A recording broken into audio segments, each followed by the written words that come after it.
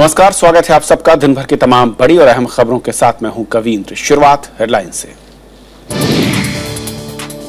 आम आदमी पार्टी पर फर्जी कंपनियों से चंदा लेने का आरोप, बीजेपी ने बताया कालाधन, आपने की निष्पक्ष जांच की मांग।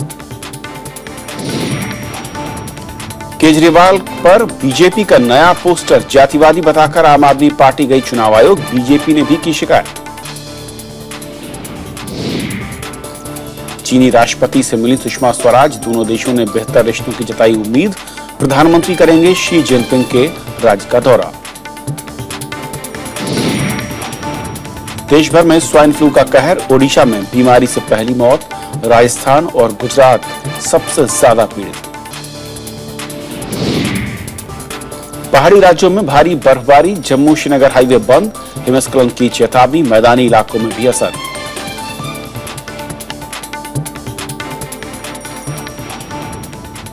और आइए देखते हैं आज की हमारी पहली खबर।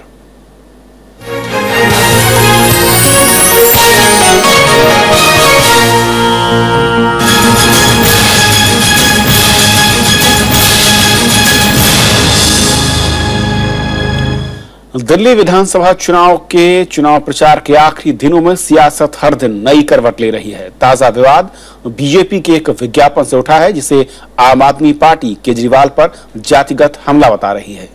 इधर बीजेपी का आरोप है कि केजरीवाल इसे जातिवाद का मुद्दा बना रहे हैं। दिलचस्प यह है कि इस विवाद को लेकर दोनों ही दलों ने चुनाव आयोग का दरवाजा खटखटा दिया है।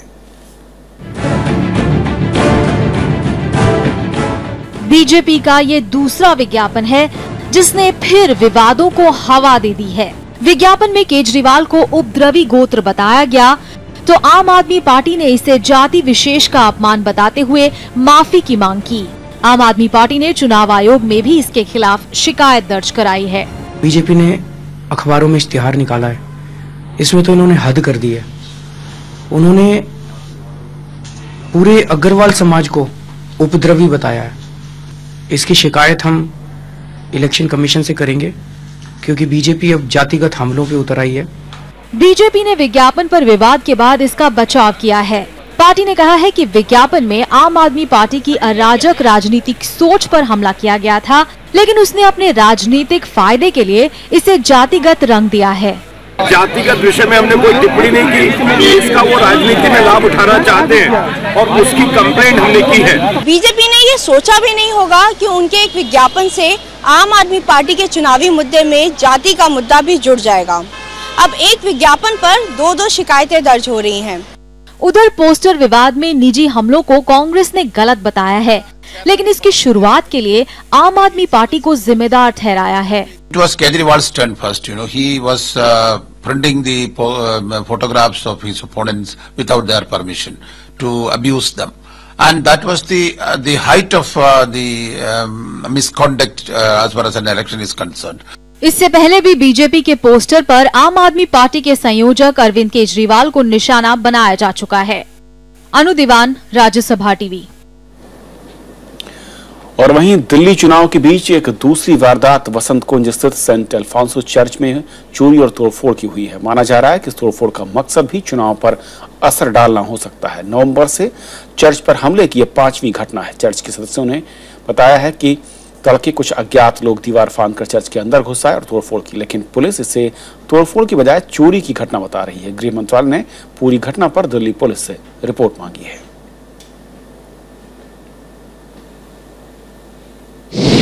Morning at 6:30, the priest in charge of this church came to the church to celebrate the Eucharist along with his people.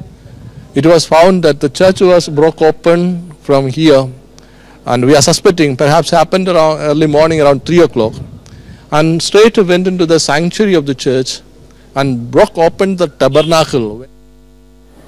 तो दिल्ली की राजनीति और ताजा विवाद पर बातचीत करेंगे। हमारे साथ विनोद शर्मा जी हैं, पॉलिटिकल एडिटर हिंदुस्तान टाइम्स से। विनोद जी, स्वागत है आपका। सबसे पहले तो अगर मैं पोस्टर विवाद में कहूं, क्या वाकई जिस तरीके के आरोप प्रत्यारोप लग रहे हैं वो उस पोस्टर से जन्म दिख रहे हैं, या फिर जाति के समीकरणों को पोस्टर में जबरदस्ती जोड़ा जा रहा है? देखिए, मेरा व्यक्तिगत राय ये है कि राजनीति में और खासकर जब इलेक्शन के दौरान प्रचार चल रहा होता है तो उस वक्त हर उस पार्टी को जो कि इलेक्शन मैदान में उतरी हुई है उसको सोच समझ के बात कहनी चाहिए। ये जो पोस्टर की श्रृंखला चली है उसमें पहली श्रृंखला में अन्ना हजारे के पोर्ट्रेट पे फूल माला चढ़ा रखी थी। अब भारतीय संस्कृति के अनुसार तो जो दिवंगत आत्मा होती है उस पे फूल माला चढ़ाई जाती है। और उसी तरह से अब उन्होंने कहा कि ये उग्रवादी गोत्र के हैं। और पीयूष गोयल जो कि स्वयं वैश्य समाज से आते हैं और शायद इसीलिए उतारा गया था सफाई देने के लिए उन्होंने कहा कि ये हमने मेटाफर यूज किया था। अब मेटाफर या सिमिली या इमेजरी अंग्रेजी की जो ये 3 व्याख्याएं हैं, इनका कोई सरोकार नहीं है इलेक्शन कैंपेन से। इलेक्शन में बात जो है वो सीधी कही जाती है, घुमा फिरा के नहीं कही जाती। तो वो कह सकते थे ये उग्रवादी या जो भी शब्द उन्होंने इस्तेमाल किया उस व्यक्तित्व के मालिक। गोत्र शब्द का इस्तेमाल करने की क्या जरूरत है? और हिंदी क्या हमको सिखानी पड़ेगी भाजपा को, जो कि हिंदी को इतना महत्व दे रही है सरकारी कामकाज में भी? अगर सरकारी कामकाज में हिंदी सही से लिखी जानी चाहिए तो मैं समझता हूं इलेक्शन के जो बहस है उसके दौरान भी हिंदी तो क्या ही इस्तेमाल होनी चाहिए। अब अगर अरविंद केजरीवाल इसका इस्तेमाल कर रहे हैं अपने मफाद के लिए, राजनीतिक मफाद के लिए, तो बीजेपी जवाब दे उसका, जनता ले लेगी फैसला। देखिए अग्रवाल समाज काफी हद तक माना जाता है कि भाजपा के साथ रहता है, जो वैश्य समाज भाजपा के साथ रहते हैं क्योंकि भाजपा जो है प्रो बिजनेस पार्टी मानी जाती है। और भाजपा ने अभी तक जो पोजीशंस ली हैं मल्टी ब्रांड रिटेल पे वो भी उनके पक्ष में जाती हैं। लेकिन इस तरह की टिप्पणियां जो है ये मैं समझता हूं कि वो उनको नुकसान पहुंचा सकती है। जी कहीं ये सोची समझी रणनीति के तहत तो नहीं, क्योंकि बीजेपी जैसी पार्टी जिसकी केंद्र में सरकार हो और दिल्ली का रण जिसके लिए बेहद अहम माना जा रहा हो, पहला एक पोस्टर जारी करती है उसमें विवाद खड़ा होता है, उसके कुछ दिन के बाद दूसरा पोस्टर, क्या वाकई ये सब अनजाने में है या फिर मैं कहूँ नौसिखिए लोगों के जरिए सब हो रहा है? देखिए जब इलेक्शन की कमान पे आपका कंट्रोल भरपूर नहीं होता, जब ऐसी गलतियां होती हैं, और पहली बार हम हाल ही के महीनों में देख रहे हैं कि भारतीय जनता पार्टी अपना कैंपेन सही से नहीं चला पा रही है दिल्ली में। अब उसके कई कारण हो सकते हैं, लेकिन एजेंडा दिल्ली के इलेक्शन की बहस का अरविंद केजरीवाल सेट कर रहा है और बीजेपी उस पर रिएक्ट कर रही है।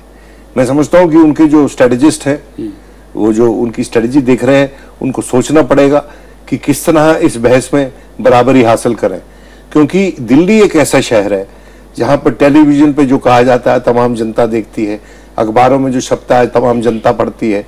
छोटा शहर है, कम्युनिकेशन आसानी से हो जाता है, लॉजिस्टिक्स की कम जरूरत होती है, इसलिए एक छोटी सी नवजात पार्टी ने इतना बड़ा कैंपेन खड़ा कर दिया भारतीय जनता पार्टी के खिलाफ। यानी क्या आप ये कह रहे हैं कि बीजेपी खुद आपको ऐसे मौके हर रोज दे रही है जिसका न सिर्फ फायदा उठा रही है बल्कि उसका पलटवार अपनी गलतियों से? अब मिसाल के तौर पे किरण बेदी के एक निकट सहयोगी इलेक्शन के कामकाज के लिए उन्होंने इस्तीफा दे दिया, फिर उनपे आपने प्रेशर डाल के वापस ले लिया उनको, लेकिन मैसेज तो चला गया ना कि उन्होंने छोड़ते हुए कहा कि किरण बेदी डिक्टेटोरियल है। अब ये मैसेज तो चला गया, अब उसके बाद अब जो मर्जी उसके बाद फायर फाइटिंग करते रहिए। तो मैं समझता हूं कि जो संचालक हैं इस इलेक्शन कैंपेन के वो काफी पिछड़े हुए हैं आज के दिन अरविंद केजरीवाल से, और क्या सीटों में भी वो पिछड़ेंगे तो देखने वाली बात है। और क्या आप पार्टी भी जातिगत शब्दों का या फिर मैं कहूं जाति के सहारे जीत के लिए अपने प्रचार को जोड़ने में पीछे नहीं हट रही है? वो भी उसी दिशा में काम कर रही है जहां पर बाकी पार्टियां काम कर रही हैं। Everything is fair in love and war. मैं उसका समर्थन नहीं कर रहा हूं, लेकिन मैं ये कह रहा हूं कि जब लड़ाई इस सीमा तक पहुंची, और देखिए बीजेपी ने जिस तरह से तमाम अपनी काबीना के लोग उतार दिए मैदान में, 100 से ज्यादा मेंबर ऑफ पार्लियामेंट उतार दिए, प्रधानमंत्री माननीय प्रधानमंत्री स्वयं कैंपेन कर रहे हैं, उनके राष्ट्रीय अध्यक्ष कैंपेन कर रहे हैं, तो उससे तो ये लगता है कि they are fighting a war और Kejriwal is fighting a battle. ये हार जाएगा तो दूसरा लड़ेगा, ये वॉर लड़ रहे हैं कि इस वॉर से मेक और ब्रेक वॉर है।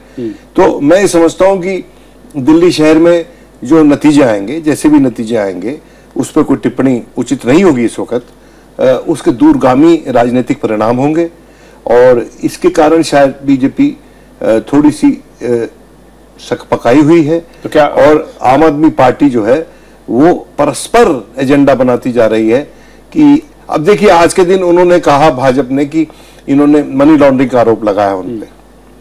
अब ये मैं समझता हूं कि संगीन आरोप है। और उन्होंने कुछ एविडेंस भी दिखाया, और कुछ जो एक एनजीओ जो पहले अरविंद केजरीवाल के साथ काम करता था उनका ही आरोप है। तो अरविंद केजरीवाल ने पलट के कहा कि आप इसका इन्वेस्टिगेशन करवा लीजिए, आपके पास तो सरकार है दिल्ली में, केंद्र में सरकार है, आप इसका इन्वेस्टिगेशन कराइए। देखिए, अरविंद केजरीवाल सच बोलते हैं या झूठ बोलते हैं, अच्छा काम करेंगे या बुरा काम करेंगे, ये तो हमें पता नहीं। लेकिन अरविंद केजरीवाल जो है वो नॉन स्टिक पैन है, उसकी टेफ्लॉन इमेज है। अकेला आदमी है आज के दिन भारत की राजनीति में जिसकी टेफ्लॉन इमेज है, उस पे आप कीचड़ फेंकेंगे, चिपकेगा नहीं। लेकिन क्या फिर जाति का सहारा लेना या फिर जिस तरीके से फंडिंग को लेकर सवाल उठ रहा है, उससे कहीं कोई लगता नहीं कि डेंट पर असर पड़ने जा रहा है? देखिए, जो लोग उसको समर्थन कर रहे हैं और कई अखबारों में छपा भी है, वो तबका है जो अपने आप को उससे जुड़ा हुआ मानता है, वो उसकी भाषा बोलता है रोज, उस तबके की व्यथा उजागर करता है अपनी बातों से। क्या उसमें वो सच्चा है या झूठा है तो बात बताएगा, वक्त बताएगा। लेकिन आज के दिन उनकी जो संवेदनशीलता है उसका मैं समझता हूं प्रतीक बन के उसने अपने आप को पेश किया। और भारतीय जनता पार्टी सही या गलत आज के दिन अमीरों की पार्टी नजर आती है और ये गरीबों की पार्टी नजर आती है। लेकिन एक आखिरी सवाल, जिस तरीके से जाति को शामिल किया जा रहा है चुनाव प्रचार के आखिरी दौर में, से पहले विकास को लेकर बातें हो रही थी, फिर मैं कहूंगी तमाम पार्टियां फ्री सर्विस देने के लिए आगे आई अपने घोषणा पत्रों में, और अब एक गिरजाघर में हमला होता है। ये लगातार 5वीं घटना होती है। क्या ये कहा जाए कि दिल्ली चुनाव से पहले जो तमाम हथियार होते हैं चुनाव जीतने के लिहाज से, वो इस वक्त इस्तेमाल किए जा रहे हैं? जी हाँ, बिल्कुल, और दोनों तरफ से हो रहे हैं, बल्कि तीनों तरफ से हो रहे हैं। कांग्रेस पार्टी नहीं है आज के दिन डायलॉग में और चर्चा में नहीं है, तो कांग्रेस पार्टी की तो सबसे बड़ी चैलेंज है कि वो चर्चा में आए पहले, फिर बाद में वोट पैटर्न में आएगी। चर्चा में तो आई नहीं अभी तक। तो ये दोनों पार्टी चर्चा में है, लेकिन किस तरह की चर्चा में है उस पे वोटर्स का रुझान डिपेंड करेगा। और ये एक बहुत ही इंटरेस्टिंग और बहुत ही दिलचस्प लड़ाई है। इसमें दोनों तरफ से ऐसी ऐसी बातें कही जा रही है जो उचित नहीं है कई बार, बिल्कुल। लेकिन देखना यह है कि जनता को रुझान किस तरफ होता है। आखिर में जो जीता वही सिकंदर, और लेकिन लड़ाई वोटर इज सॉवरेन। लेकिन लड़ाई के दिन हथियारों का इस्तेमाल हो रहा है, उनको लेकर पार्टियां पहले ही बहुत ही अच्छे उपदेश देती हैं। देखिए, और मैं समझता हूं कि जो जातिवाद की बात है, इसको हमारे पब्लिक डिस्कोर्स में नहीं आना चाहिए। लेकिन एक पोस्टर और एक एडवर्टाइजमेंट के चलते ये आ गई है। गोत्र शब्द का इस्तेमाल उचित नहीं था, अगर वो नहीं होता तो इसका कोई कास्टिस्ट कलर इस पे नहीं आता। वक्त की कभी बहुत है विनोद जी, शुक्रिया इस पूरी चर्चा में शामिल होने के लिए आपका। तो ये थी हमारी पहली खबर। छोटा सा ब्रेक, और ब्रेक के उस पार दिन की तमाम बड़ी खबरें।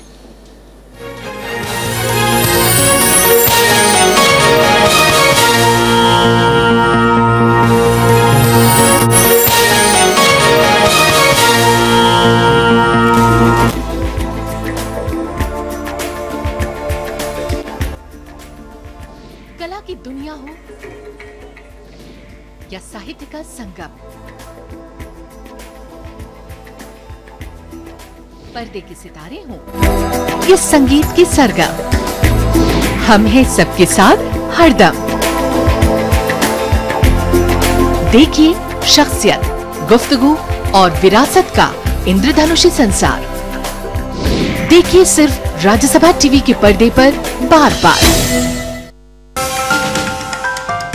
In the Maths Factor, we travel through time and space and see how maths has evolved and how it is a part of the world around us. Join us on Rajya Sabha Television. Watch the Maths Factor every Sunday at 8 AM.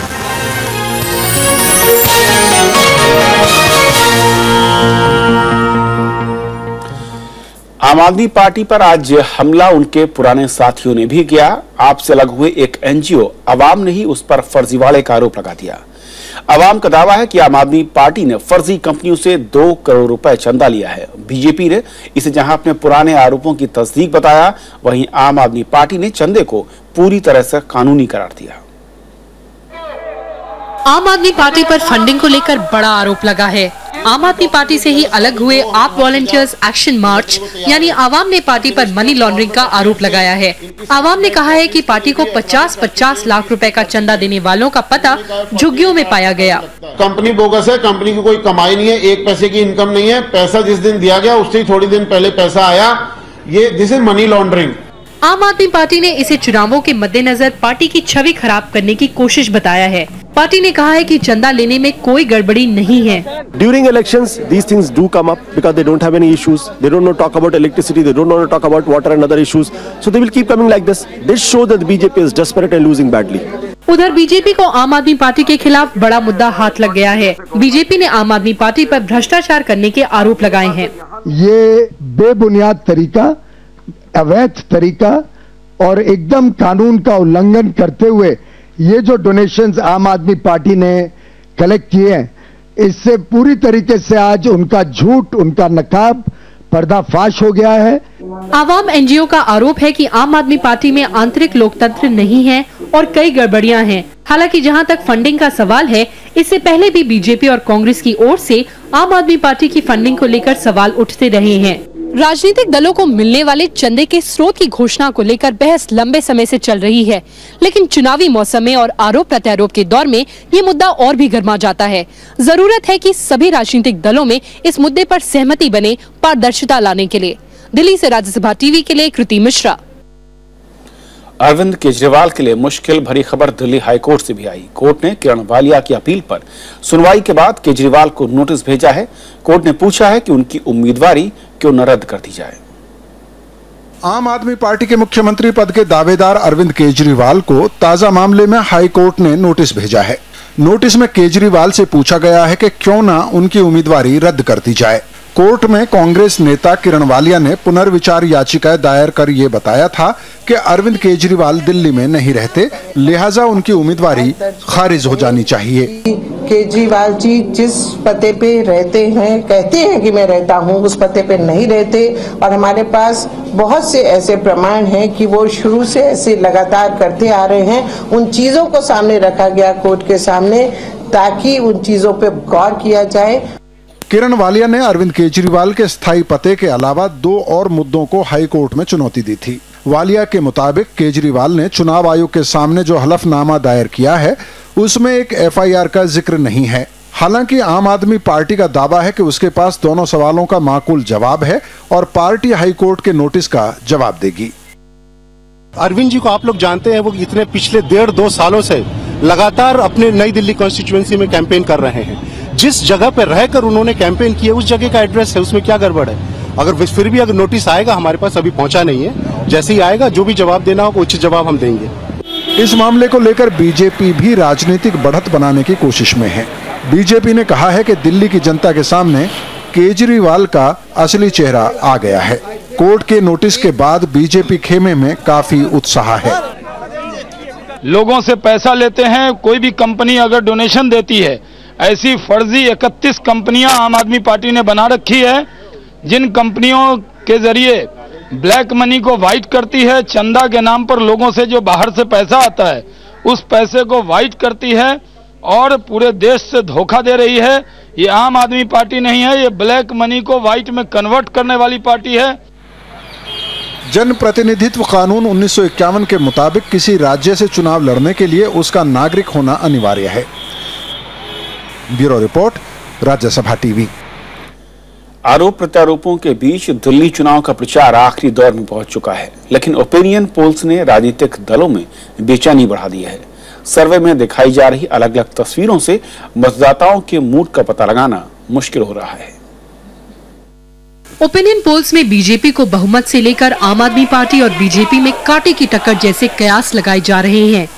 ABP news और Nielsen के सर्वे में आम आदमी party को 50% vote मिल रहे हैं। इसी सर्वे में बीजेपी को 41% और कांग्रेस को 9% वोट मिलते दिख रहे हैं। पत्रिका द वीक और आईएमआरबी की ओर से कराए गए सर्वे में बीजेपी को 36, आम आदमी पार्टी को 29 और कांग्रेस को 4 सीट दिखाई गई हैं। वहीं जनवरी के आखिरी हफ्ते में किए गए इंडिया टीवी सी वोटर के सर्वे में बीजेपी को 47%, आम आदमी पार्टी को 40% और कांग्रेस को 10% वोट मिलते हुए दिखाया गया है। अधिकतर सर्वे में अरविंद केजरीवाल को सबसे पसंदीदा मुख्यमंत्री उम्मीदवार बताया गया है।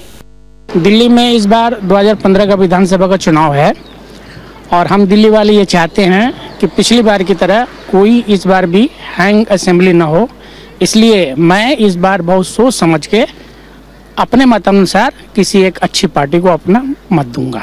आम आदमी पार्टी का दावा है कि ताज़ा सर्वे पार्टी की बढ़ती लोकप्रियता दिखा रहे हैं।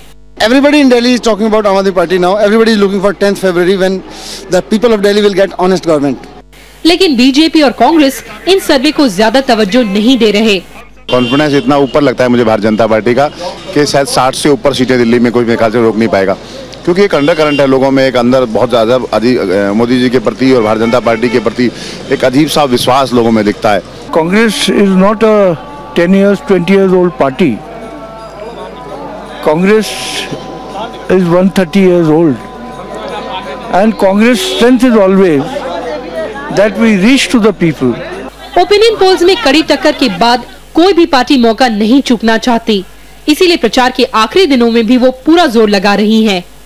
दिल्ली के चुनावी समर में बीजेपी ने जहां आम कार्यकर्ता से लेकर बड़े बड़े योद्धा उतारे हैं, तो वहीं आम आदमी पार्टी का पूरा ध्यान हर गली, हर मोड़, हर रोड शो और हर रैली पर है। दिल्ली के चुनावी सर्वेक्षण भी दोनों पार्टियों के बीच कांटे की टक्कर की ओर इशारा करते हैं, तो सांसें थाम के बैठिए, क्योंकि दिल्ली चुनाव के नतीजे किसी भी सस्पेंस थ्रिलर को मात देने का दम रखते हैं। दिल्ली से राज्यसभा टीवी के लिए कृति मिश्रा। भारत चीन के साथ व्यापार बढ़ाने के लिए हर संभव कदम उठाएगा। चीन के राष्ट्रपति शी जिनपिंग से बीजिंग में मुलाकात के दौरान विदेश मंत्री सुषमा स्वराज ने यह बात कही। भारत के महत्व को समझते हुए चीन के राष्ट्रपति ने प्रोटोकॉल तोड़कर सुषमा स्वराज से आज मुलाकात की। प्रधानमंत्री नरेंद्र मोदी भी इस साल मई में चीन की यात्रा पर जाएंगे। ग्रामीण विकास मंत्रालय मनरेगा योजना के लिए वित्त मंत्रालय से और बजट की मांग करेगा। 10वें मनरेगा दिवस समारोह में ग्रामीण विकास मंत्री चौधरी बीरेंद्र सिंह ने कहा कि देश में बुनियादी ढांचे को मजबूत करने में अब मनरेगा मजदूर भी अपना योगदान देंगे। देश के करीब 10 राज्यों में स्वाइन फ्लू अपने पैर पसार चुका है। ओडिशा में इस बीमारी से मौत का पहला मामला सामने आया है। गुजरात में रविवार को एक और शख्स की स्वाइन फ्लू से मौत हो गई। गुजरात में अब तक 38, तो राजस्थान में इस साल 49 और तेलंगाना में 27 लोग इस बीमारी से दम तोड़ चुके हैं। राजस्थान के कई जिलों में स्वाइन फ्लू का प्रकोप फैल गया है। ताजा बड़ा मामला पूर्व मुख्यमंत्री अशोक गहलोत के इस बीमारी से पीड़ित होने का है। उन्होंने ट्वीट कर इस बारे में जानकारी दी और राज्य सरकार पर बीमारी से निपटने में लापरवाही का आरोप लगाया। राजस्थान में सिर्फ 1 महीने के अंदर स्वाइन फ्लू से 49 लोगों की मौत हो चुकी है। पड़ोसी राज्य गुजरात के पाटन जिले में एक और शख्स की मौत के बाद राज्य में अब तक 38 लोगों की जान जा चुकी है। रविवार को प्रदेश में H1N1 वायरस से पीड़ित होने के 39 मामले सामने आए हैं। वहीं ओडिशा में भी स्वाइन फ्लू से मौत का पहला मामला सामने आया है। कटक जिले में एक शख्स की मौत हुई है, जबकि राज्य में कुल 4 मामले सामने आए हैं। तेलंगाना में 2 लोगों की मौत के साथ राज्य में स्वाइन फ्लू से मरने वालों की तादाद 27 तक पहुंच गई है। आंध्र प्रदेश के अरुकू लोकसभा क्षेत्र से सांसद के गीता भी स्वाइन फ्लू से पीड़ित है, लेकिन उनकी तबीयत में सुधार हो रहा है। दिल्ली में 49 नए मामले सामने आने के बाद स्वाइन फ्लू के कुल मामलों का आंकड़ा 488 तक पहुंच गया है। राजधानी में इस साल 5 लोगों की स्वाइन फ्लू से मौत हो चुकी है। हालांकि केंद्रीय स्वास्थ्य मंत्रालय का दावा है कि वो पीड़ित राज्यों के लगातार संपर्क में है और हालात की निगरानी की जा रही है। Bureau report, Rajya Sabha TV.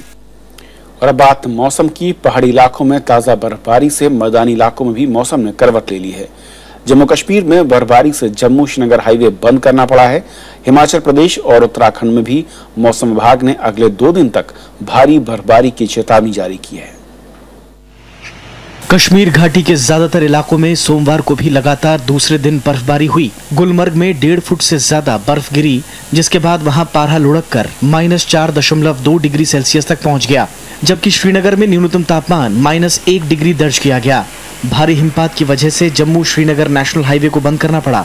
इससे सामानों की आवाजाही में तो दिक्कत हो रही है, लेकिन किसान और बागवानी करने वाले लोग खुश हैं। इससे हमारे लिए पानी आता है और जो टूरिस्ट होते हैं फायदा होता है कि आज अगर बर्फबारी नहीं होगी तो हमारी ज़रूरी पैदावार में काफी नुकसान होता है। उधर हिमाचल प्रदेश में भी ताजा बर्फबारी का सैलानी जमकर लुत्फ उठा रहे हैं।